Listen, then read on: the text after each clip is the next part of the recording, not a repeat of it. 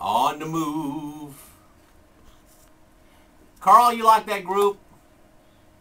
I knew you were going to say that because we have that group in the house. Skyline Boys, yay! Yeah! Whole gang's here. Tell you what, take a hand grenade, pull the pin, and sit back. Gospel music, what, 20, 30 seconds, Dennis Powers? Yes, sir.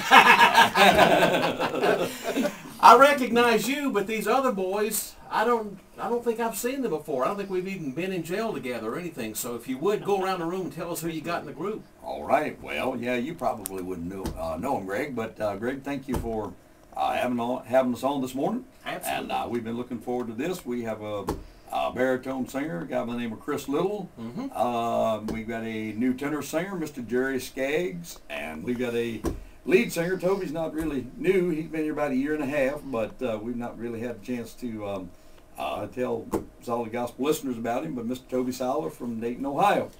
All right, guys, welcome to the studio here. And we kind of started out with Moving Out of Here, and that song, even though it's getting a little long in the tooth, give us the story behind that song. Folks are still liking that one. Well, it's quite a story, Greg. Actually, when we done that with Crossroads a couple of years ago, Chris White had written that song back in the 70s. And in fact, there was two groups that recorded that song. Nobody had done anything with it for 30 years. And we brought it out. We recorded it 2 weeks later.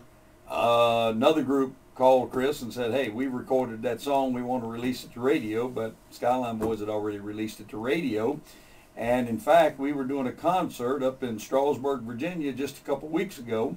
And one of the original guys that sang that song with Chris White was there to hear at the concert, and he said, I couldn't believe what I was hearing. But it's a great song. It's still going after a long time, a couple of years. It's still being played across the country.